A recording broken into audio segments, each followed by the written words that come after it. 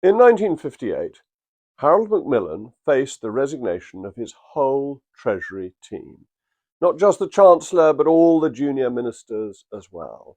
They resigned en masse. And what did Macmillan do? He referred to it as a little local difficulty and got on with the job. Why do I mention this?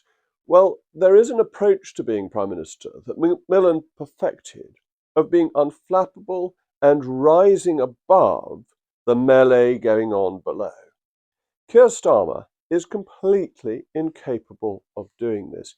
It rather underlines the impression that he isn't, in fact, a very good politician. And this has been exemplified recently with his retreatment of Reform and Nigel Farage. It's extraordinary. It is such a mistake, and what it has done is promoted Nigel. Indeed, you might have thought that Keir Starmer had been hired as the Saatchi Saatchi of Reform and Nigel's personal campaign. Criticisms in politics have to be real. They have to resonate with people. They have to make people think, oh my goodness, there's a point there. That's not to say that they can't be a little bit exaggerated. They can't be pushed a bit further than is perhaps strictly allowable. But they have to have that kernel of truth. So when people hear them, they think, oh, hold on a minute, that's a good point. But when Keir Starmer stands up and says that Nigel Farage's policy on immigration is racist, most people think, no, it's not. Not only do they think that, but they think this is precisely the problem that has stopped immigration being discussed rationally. That whenever immigration has been on the agenda, the left has reached for the racist card. They play that card to shut down discussion. It's an attempt to block free speech. It's actually a very condescending attempt by the elite to stop the concerns of people being voiced. It's fundamentally anti-democratic. And there is a strong sense of I'm all right, Jack, in it.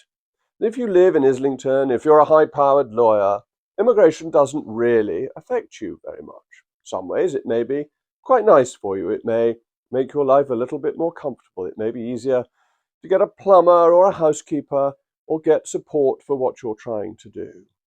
But if you're somebody on the minimum wage, if you're somebody trying to get his or her first job, trying to get on the ladder of self-improvement, then actually immigration is a really important issue for you. It keeps your wages down, it makes you harder for you to get a job, it outcompetes you.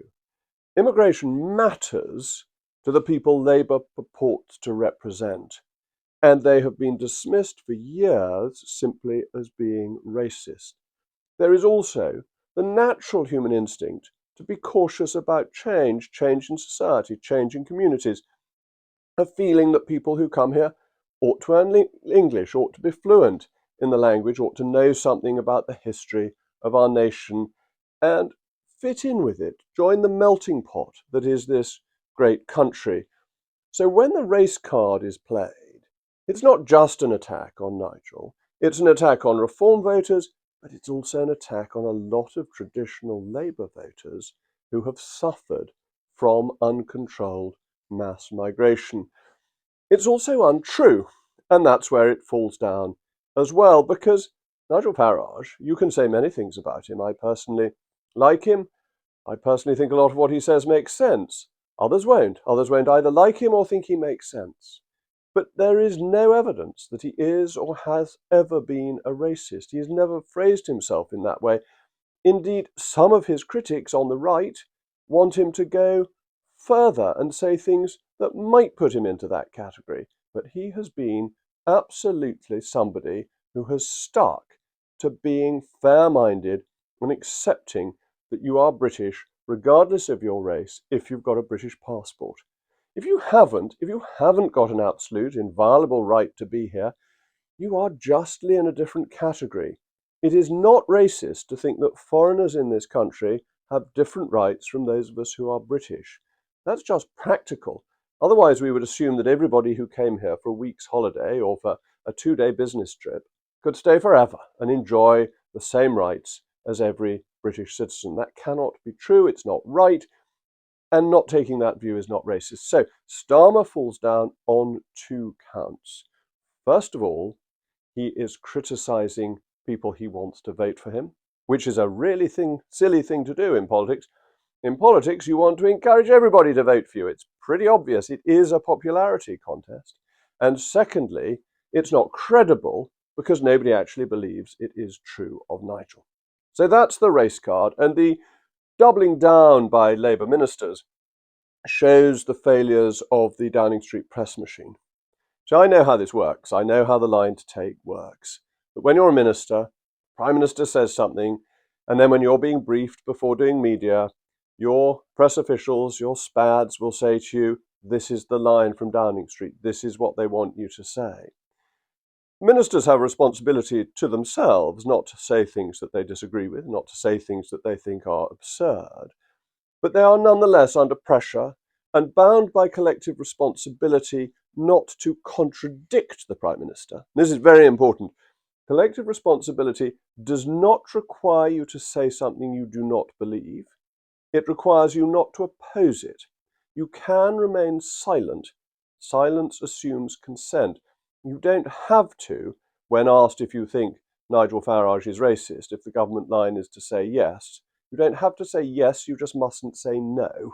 That's quite an important distinction. But the press office has told people to go out and say Nigel is racist, and that has just boosted him further, creating the impression that Reform has had two party conferences. First, its own one that I went to in Birmingham, and then secondly, another one in Liverpool, where it dominated the news agenda. And this is where Starmer ought to learn from Macmillan. You need to be unflappable. You need to rise above it. You need to ignore your political opponents when you're the Prime Minister. There are other people who do that. You have this great and dignified role. You are the King's First Minister. You're not dealing with this sort of grubby personality business. That's for others. Nigel who? You just don't want to get involved. You want to have that unflappable quality that Macmillan encapsulated so well. But instead of this, Starmer took it further. So first of all, he says that Nigel has a racist policy. You notice that then gets elided. He clearly meant that Nigel was racist. And now he said it's only his policy. It's not him, it's only his policy. I mean, this is the stuff that gets politicians discredited across the country because it's sort of weasel words. He said something, it was a silly thing to say. Now, rather than saying, I didn't mean it, I'm sorry, he says, well, I didn't mean him, I meant his policy. Everyone knows that's bogus, fake, phony, not true. But he takes it further. In his speech to the party conference at the end, he says that Nigel Farage doesn't love his country. Well, Dr. Johnson said something about patriotism being the last refuge of a scoundrel, and I'm afraid in this context, Keir Starmer is the scoundrel. It's obviously, palpably, self-evidently not true.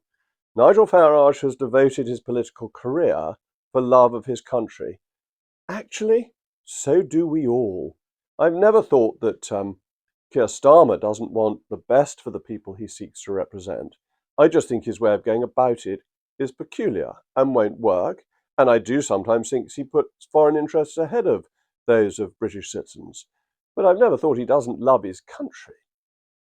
Same is clearly true of Nigel Farage. Nigel Farage is somebody devoted to the best interests of those he seeks to represent. That's why he spent 30 years campaigning against the European Union and the excessively bureaucratic state.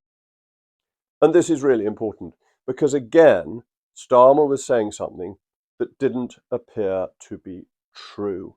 And if it's not true, it won't carry conviction, and all it does is build up Nigel. From a Conservative point of view, that's not necessarily a good thing. But I want right-wing parties to do well, but I wish it were the Conservative Party that were doing a little bit better rather than Reform stealing all the headlines. I want to finish by saying a little word about David Lammy, and David Lammy accusing Nigel Farage of being Hitler Youth. He accused me a few years ago of being worse than a Nazi, and he said the same of Donald Trump. This is unwise.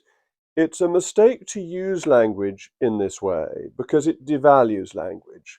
that calling somebody who obviously isn't a Nazi, obviously isn't Hitler Youth, something so serious, so unpleasant, devalues the power of language. It means that the next criticism has to be even more powerful. What can you say? You say that Nigel Farage is in fact personally Pol Pot, reincarnated. It's just a devaluation of language that gets politicians nowhere. But it's also very insulting to those who remember what happened in the Second World War. And there are still those who do. When I came back from Liverpool, I went to the Labour Party conference with the Daily Telegraph. I was privileged on the train back to meet a Holocaust survivor. She was born during the Holocaust and was only 2 months old at the end of the war, so doesn't have a memory of the horrors that were being inflicted upon her and her people. But she survived some real horror that was the Nazis. Using it in modern political debate, I think, is both a mistake, unpleasant, unwise, but really very offensive to those who were involved in the Second World War.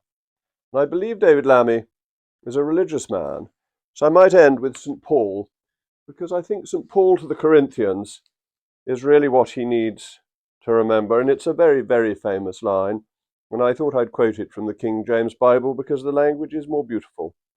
When I was a child, I spoke as a child, I understood as a child, I thought as a child. But when I became a man, I put away childish things. Mr. Lammy, you must put away these childish things. Stop calling people you disagree with Nazis or Hitler Youth. It does you no good, it does political discourse no good. And actually, you're not a bad man yourself, so it's wrong to think that others have such malign motives. Thank you for watching.